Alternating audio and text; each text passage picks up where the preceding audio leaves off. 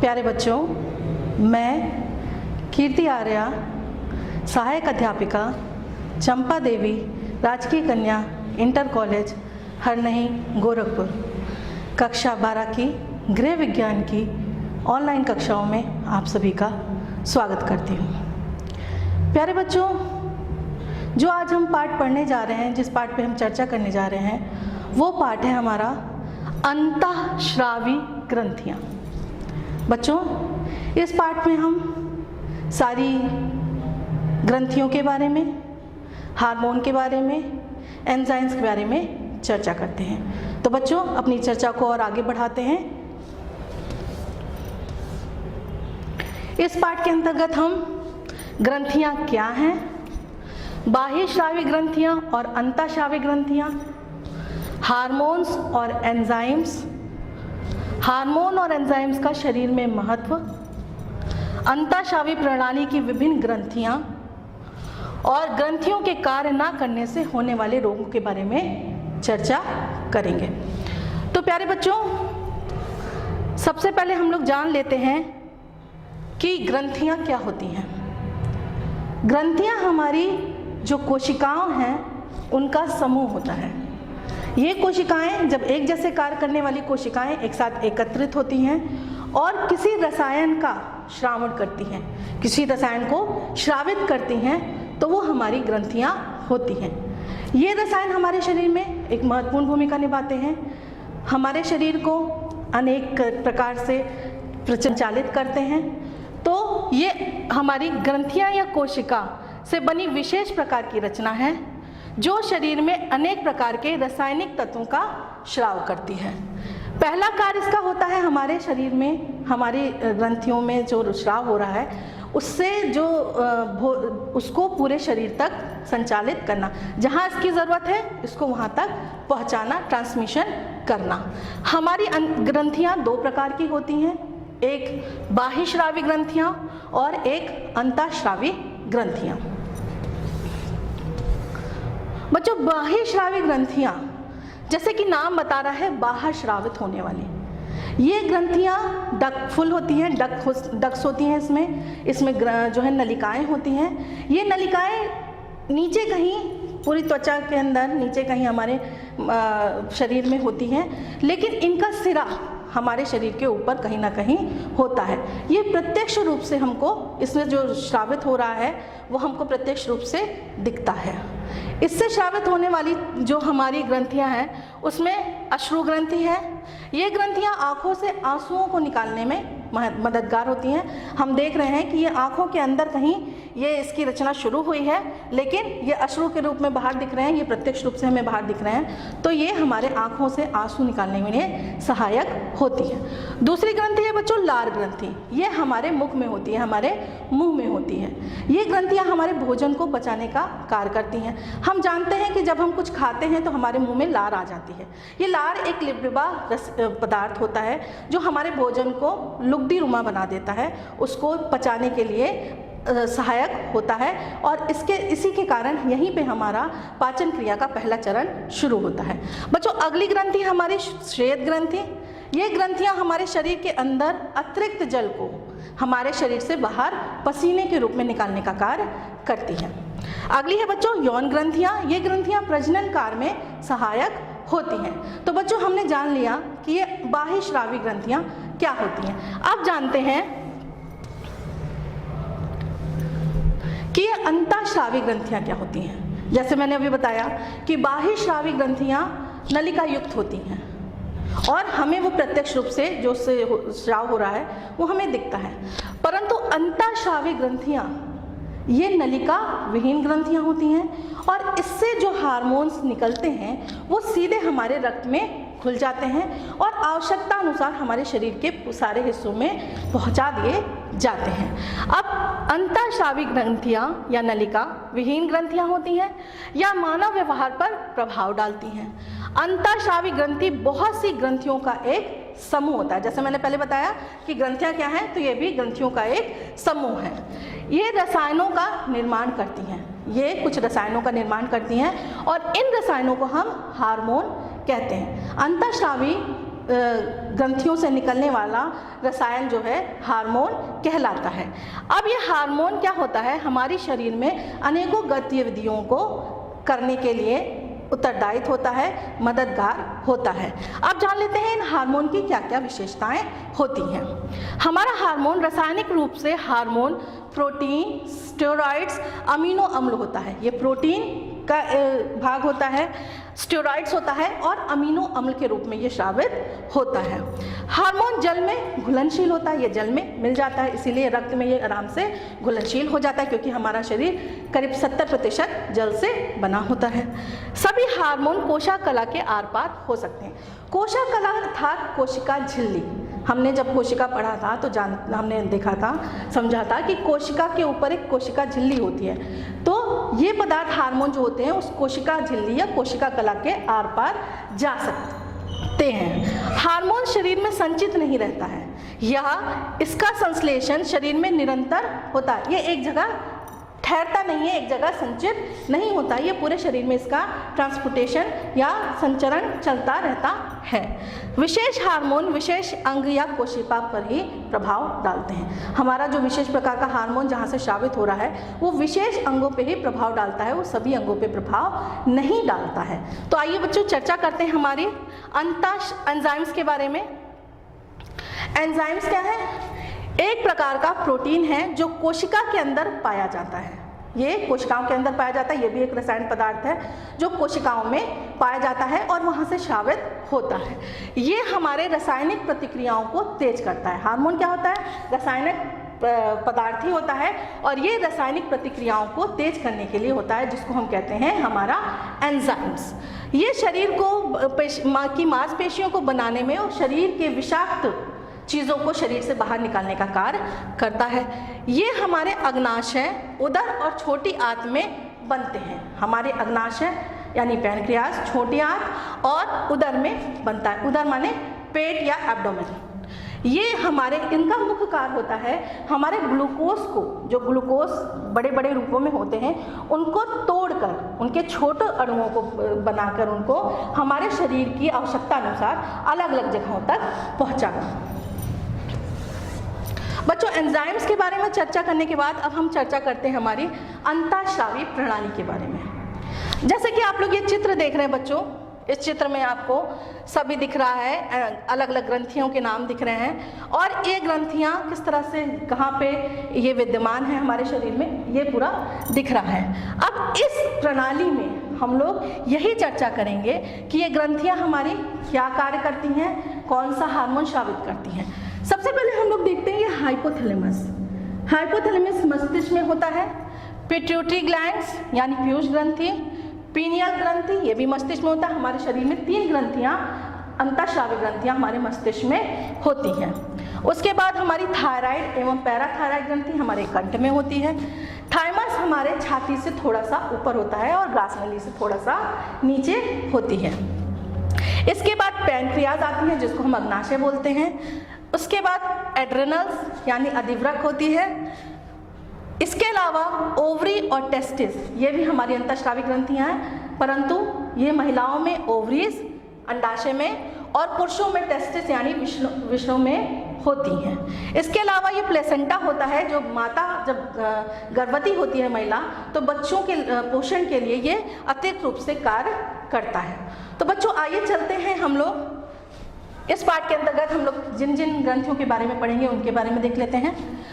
Thyroid ग्रंथि, पीयूष ग्रंथि, parathyroid ग्रंथि, अधिवृक्क ग्रंथि, थाइमस ग्रंथि, अग्नाशय एवं जनन।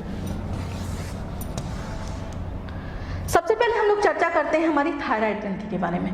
थायराइड ग्रंथि हमारे कंठ में होती है, हमारे गले में होती है। ये गुलाबी रंग की अस्थि होती है और ये एच आकार की अस्थि होती है। ये करीब 25 से 30 ग्राम की होती है। इसकी लंबाई 5 तथा चौड़ाई 3 सेंटीमीटर होती है। ये हमारी थायरॉक्सिन नामक हार्मोन को स्रावित करती है। और ये थायरॉक्सिन नामक हार्मोन हमारे शरीर में हमारी उपापचय दर यानी मेटाबॉलिज्म की दर को बढ़ाता है, नियंत्रित करता है, हमारे ऊर्जा उत्पादन करता है, हमारे शरीर के लिए जो ऊर्जा आवश्यक है उसका उत्पादन करता है, ग्लूकोज को अवशोषित करता है, ये ग्लूकोज को अवशोषित करता है यानी उनको अपने अंदर समाहित करता है, प्रोटीन का संश्लेषण करता है, प्रोटीन का ये संश्लेषण करता है और शरीर के तापमान का नियंत्रण करता है। इसके अलावा यह हमारे विकास और विभेदन यानी हमारे डेवलपमेंट और हमारे कोशिकाओं को बंटने में और ज़्यादा विकास होने में, कोशिकाओं को 1 से 2, 2 से 4 मल्टीप्लाई होने में सहायता करता है। थायराइड ग्रंथि की कमी से हमारे शरीर में जो रोग हो जाते हैं वो है घेंगा या हाशिमोटो। घेंगा हमारे शरीर में आयोडीन की कमी से होता है और थायरॉक्सिन का सबसे मुख्य कार्य होता है हमारे शरीर में आयोडीन की मात्रा को नियंत्रित करना। बौनापन, मोटापा और हमारी उपापचय दर में कमी या बढ़त दोनों ही होता है इससे। तो इस तरह से हम जानते हैं कि हमारी थायरॉक्सिन जो है, जो कि थायराइड ग्लैंड से स्रावित हो रही है, इसके क्या क्या कार्य होते हैं। अगली हम लोग चर्चा करते हैं बच्चों, ग्रंथि है ये पीयूष ग्रंथि। ये पीयूष ग्रंथि हमारे मस्तिष्क में होती है, जैसा कि आप लोग चित्र में यहाँ देख पा रहे हैं। ये जो लाल लाल छोटा सा दाना मटर जैसा दिख रहा है, ये हमारा पीयूष ग्रंथि या पिट्यूटरी ग्लैंड्स होता है। ये हमारे शरीर की सबसे छोटी ग्रंथि होती है। ये इस ग्रंथि को हम लोग मास्टर ग्रंथि भी कहते हैं और ये हमारे शरीर में कई तरह के हार्मोन को श्रावण करती हैं। ये वृद्धि हार्मोन, प्रेरक हार्मोन और पुटिका प्रेरक हार्मोन का श्रावण करती हैं।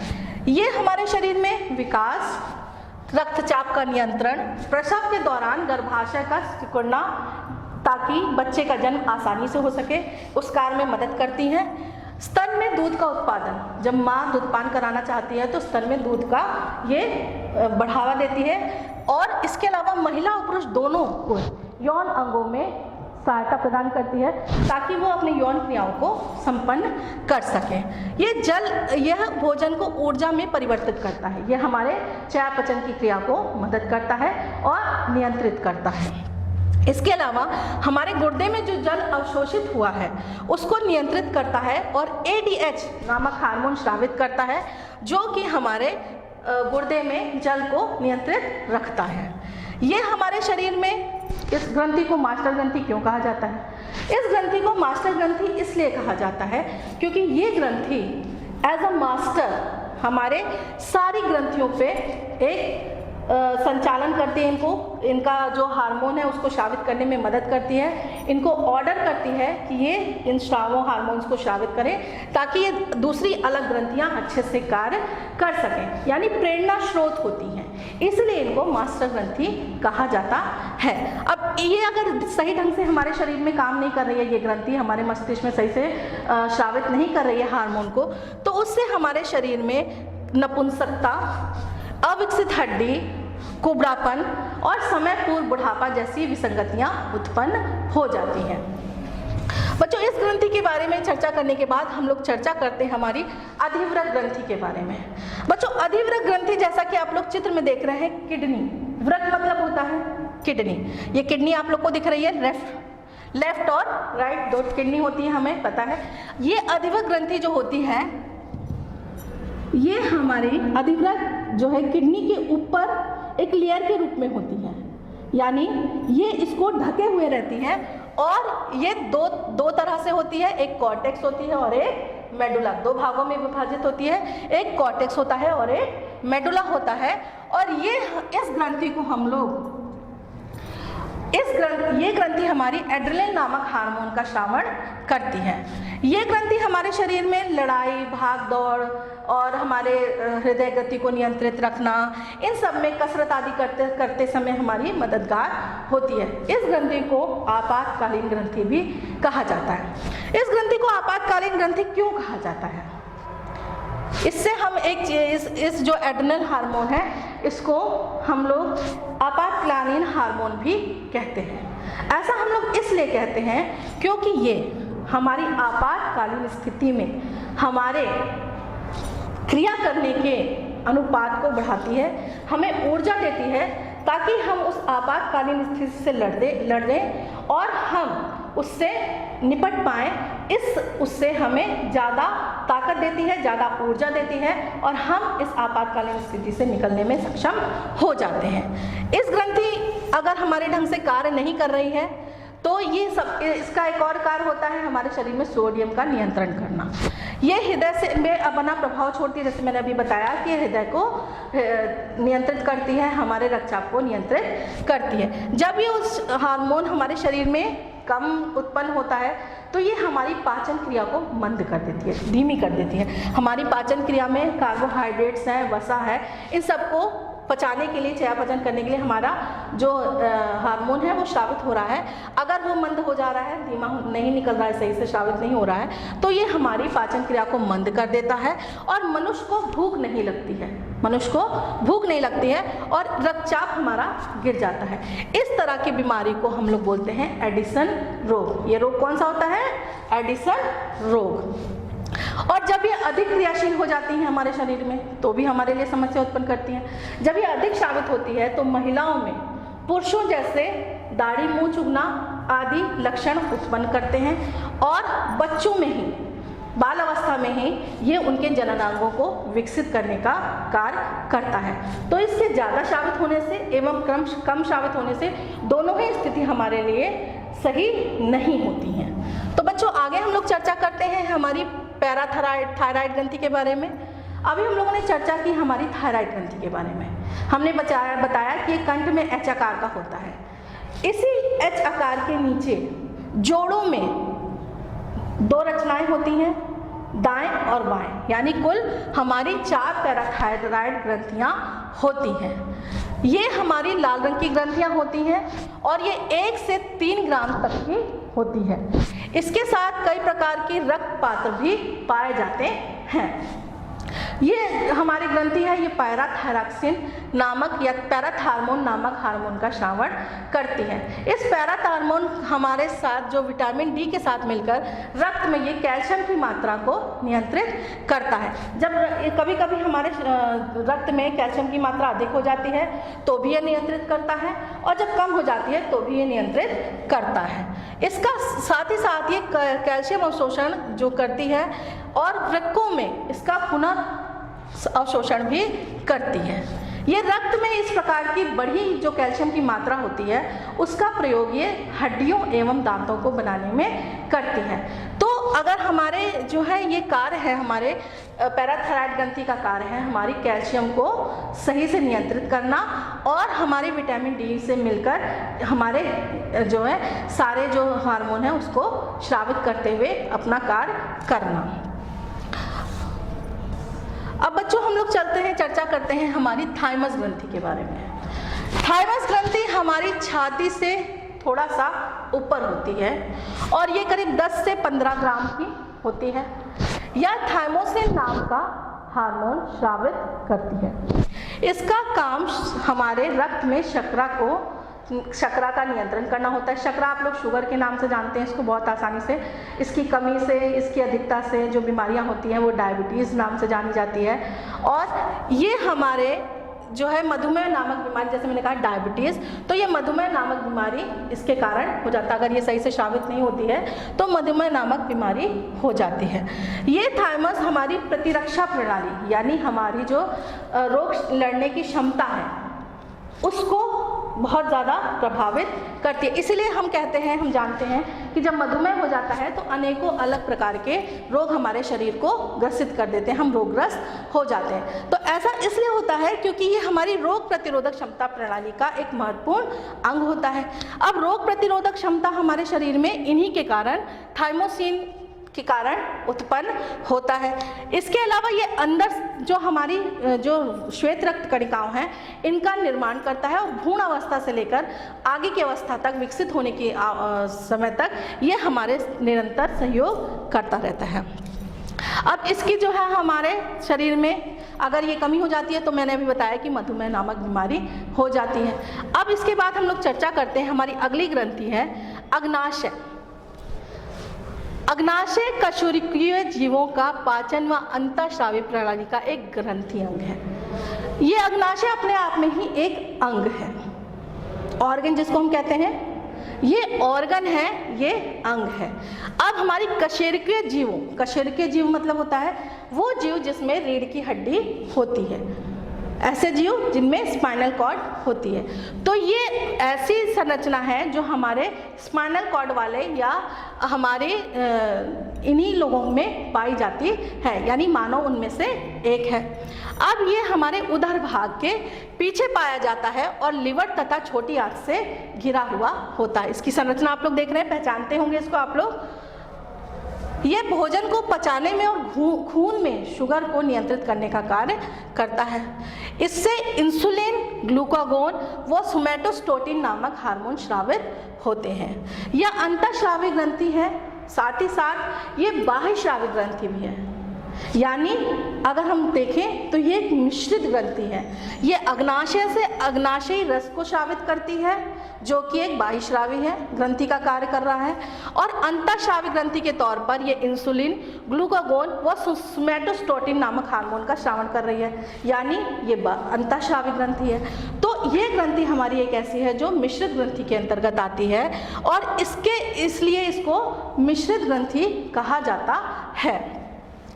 अब बच्चों, अग्नाशय अगर हमारा सक्रिय रूप से कार्य नहीं कर रहा है, ठीक ढंग से कार्य नहीं कर रहा है, तो ये हमारे जो बीमारियां हो जाती हैं, जो रोग हो जाते हैं, वो होता है ब्रोंकाइटिस, एक्यूट ब्रोंकाइटिस और ब्रोंकियाटिक कैंसर। ये पैनक्रियाज अगर हमें सही से कार्य नहीं कर रही हैं तो इस तरह के रोग हो जाते हैं। इसके साथ साथ शर्करा की लेवल हमारे शरीर में नियंत्रित नहीं रहती है। इस चर्चा के बाद बच्चों हम लोग अगली चर्चा करते हैं हमारी जनन ग्रंथि या गोनैड्स के बारे में। गोनैड्स को हम इस तरह से समझ सकते हैं कि ये ऐसी ग्रंथि है जो महिला और पुरुष दोनों में अलग अलग होती है। महिलाओं में ये हमारे अंडाशय में होती है और पुरुषों में ये वृषणों में होती है। इसका मुख्य कार्य होता है हमारे शरीर में जो सेक्स गतिविधियां हैं उनको नियंत्रित करना। ये गोनाडोट्रोपिन्स नामक हार्मोन का स्रावण करती हैं और इनका शरीर कार्य होता है शरीर में प्रजनन तंत्र में को से संबंधित कार्य होता है और सेक्स हार्मोन का को ये स्रावण करके बढ़ावा देती है। तो बच्चों, अभी मैंने एक और के बारे में बात की थी, चर्चा की थी, जब चित्र देखा था हमने कि प्लेसेंटा।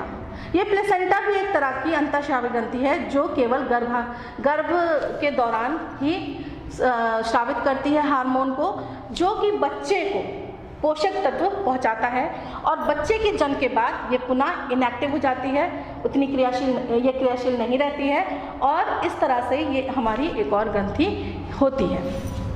बच्चों, इन सभी चर्चाओं के बाद अब हम लोग इस टेबल या तालिका के माध्यम से एक बार फिर से रिवाइज कर लेते हैं कि हमारी ये ग्रंथियाँ कौन कौन सी हैं, इनका कौन सा हार्मोन स्रावित हो रहा है इनसे और इनके कार्य क्या क्या हैं। और इसमें विशेष बात ये कि जो कार्य हमारी ये ग्रंथि कर रही है, ये जो कार्य हमारा ये हार्मोन कर रहा है, अगर वो कार्य नहीं करेगा तो उससे जो उत्पन्न होगा वो हमारी बीमारियाँ होती हैं। तो सबसे पहले है बच्चों थायराइड ग्रंथि। ये थायरोक्सिन नामक हार्मोन स्रावित करती है और ये उपापचय पर नियंत्रण करती है। दूसरी है पीयूष ग्रंथि। ये वृद्धि हार्मोन है और विकास और वृद्धि के लिए उत्तरदायित्व होती है या सहायता करती है। तीसरी है पैराथायराइड ग्रंथि। ये पैराथ हार्मोन स्रावित करती है और हमारे अस्थि निर्माण तथा दंड निर्माण का कार्य करती है और हमारे शरीर में कैल्शियम का सही से नियंत्रण करती है। अधिवक्र ग्रंथि ये एड्रिनल स्रावित करती है और ये सोडियम पे नियंत्रण रखती है। थाइमस ग्रंथि ये थाइमोसिन स्रावित करती है और हमारे शरीर में लिम्फोसाइट यानी हमारी श्वेत रक्त कणिकाओं का को बढ़ने में, उसको इम्प्रूव करने में सहायता करती है। अग्नाशय ये इंसुलिन, ग्लूकागोन व सोमैटोस्टेटिन नामक हार्मोन का स्रावण करती है और ये भोजन के पाचन और शुगर का नियंत्रण करती है। अगली बच्चों है जनन। ये गोनाडोट्रोपिन्स स्रावित करती है और ये शरीर में प्रजनन तंत्र के लिए हेल्पफुल या सहयोगी होती है। तो बच्चों, इस पाठ की चर्चा के बाद अब आप लोगों के लिए कुछ अभ्यास कार्य हैं। इस अभ्यास कार्य में आपको कुछ प्रश्नों के उत्तर देने हैं। वे प्रश्न हैं: अंतःस्रावी प्रणाली क्या है? हमारे शरीर में हार्मोन के क्या कार्य हैं? और मास्टर ग्रंथि किसे कहते हैं और क्यों? धन्यवाद।